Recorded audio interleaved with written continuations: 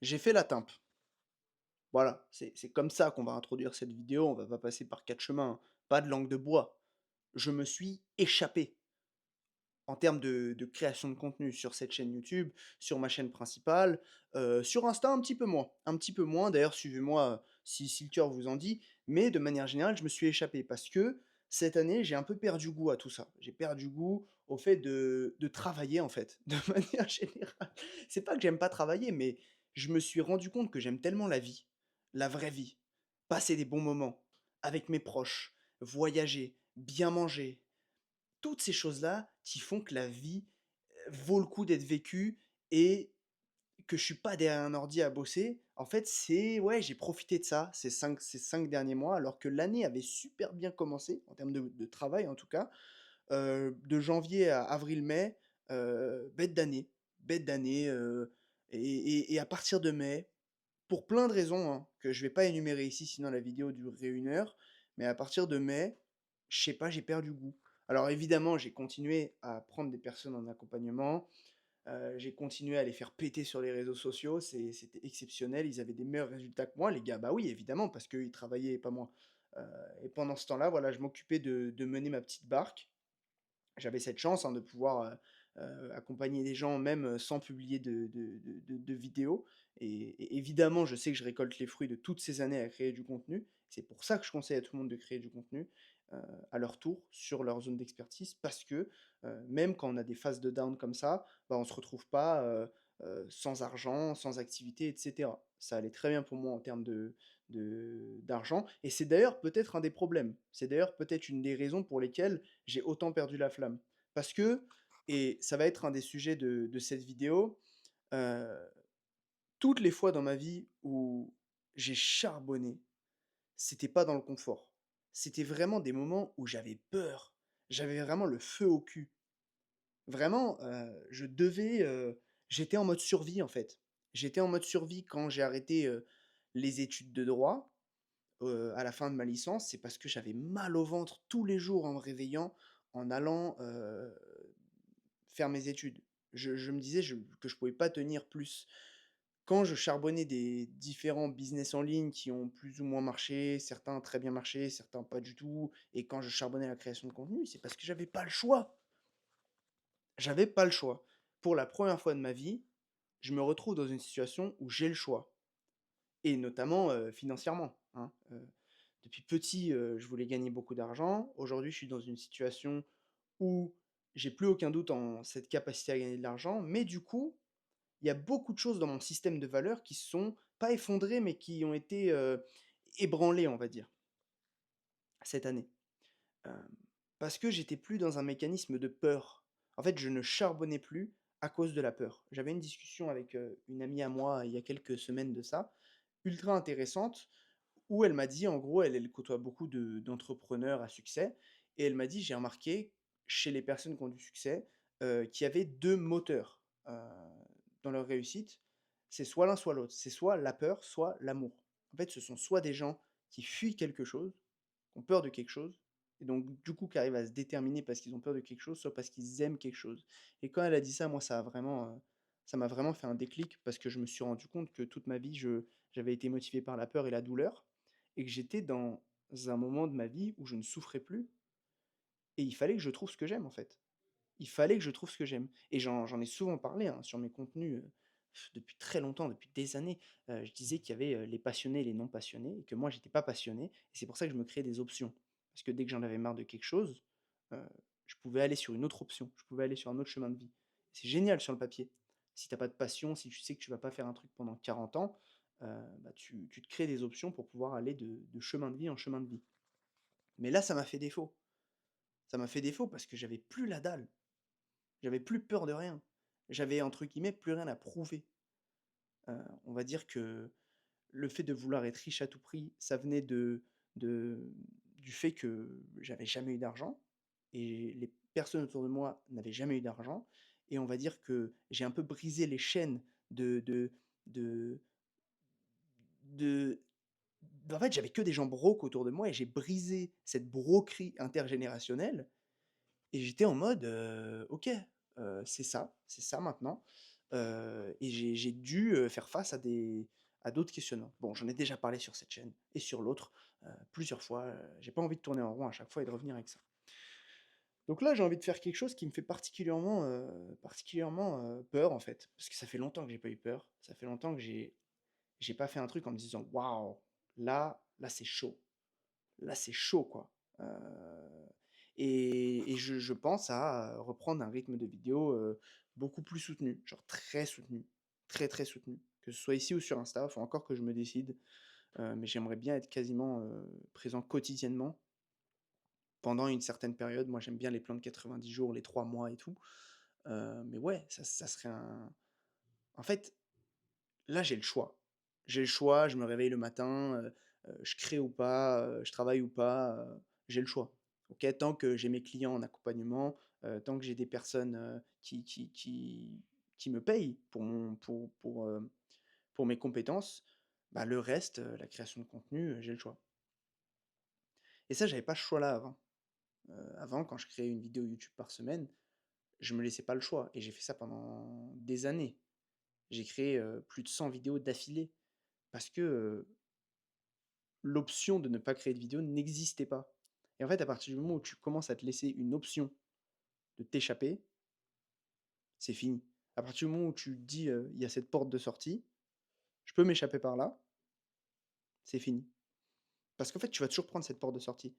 À l'époque, qu'il vente, qu'il pleuve, qu'il neige, je pouvais être malade à 40 de fièvre, je pouvais, être en vacances au bord de la piscine, je pouvais faire n'importe quoi. Si j'avais une vidéo à sortir le vendredi soir, je la sortais. Puis j'ai commencé à reporter petit à petit, j'ai commencé à avoir d'autres priorités et tout. Et on en est arrivé à une situation où j'ai arrêté de créer et ça me peine profondément. Ça me peine profondément, de ne plus créer parce que je sais que déjà j'aime ça et aussi évidemment on va pas se mentir, ça alimente, bah, mes activités. On va pas se mentir, plus de visibilité, plus de personnes, qui rentrent dans mes accompagnements, plus d'argent donc je peux continuer à vivre, cette fameuse vie, intentionnelle dont j'ai tant parlé et dont je continue à parler aujourd'hui, donc c'est important.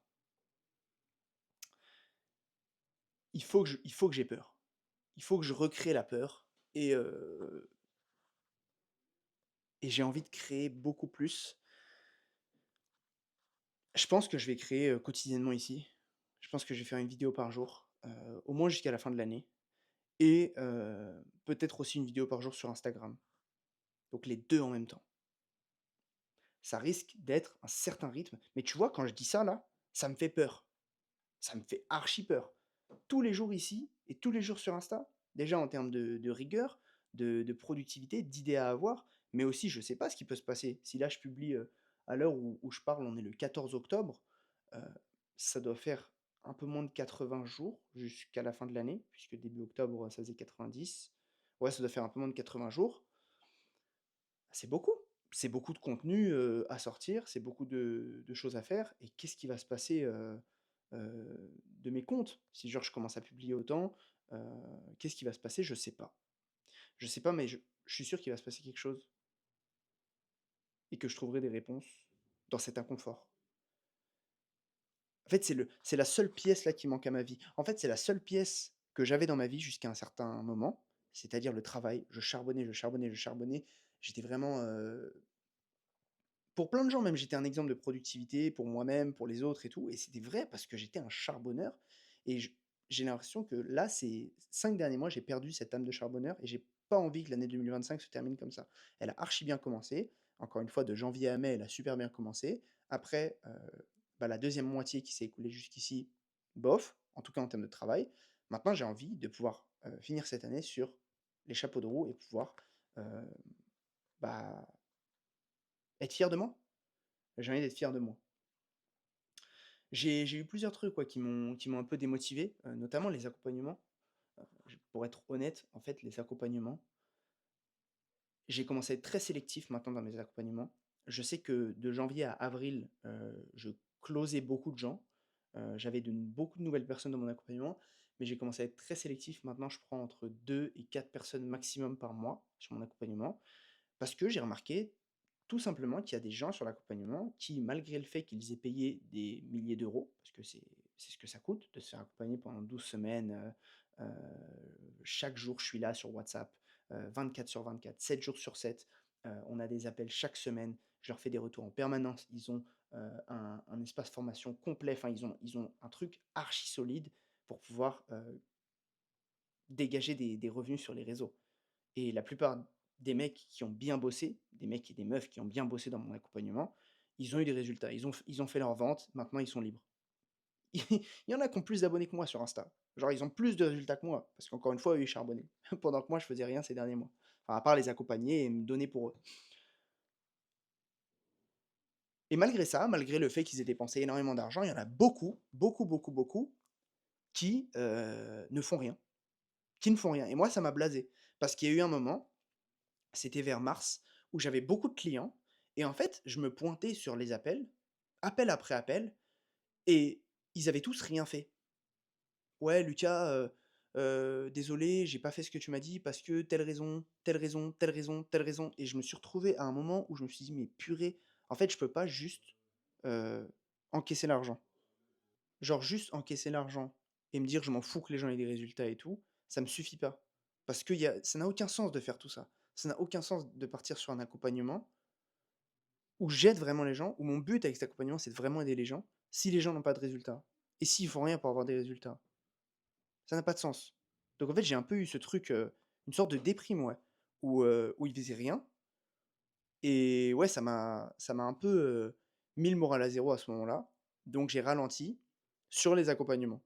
Bref, de toute façon, j'ai dit au début de cette vidéo que c'était multifactoriel, hein, le fait que j'ai moins travaillé ces derniers mois, mais de toute manière, sur le plan vie perso, c'était génial, hein.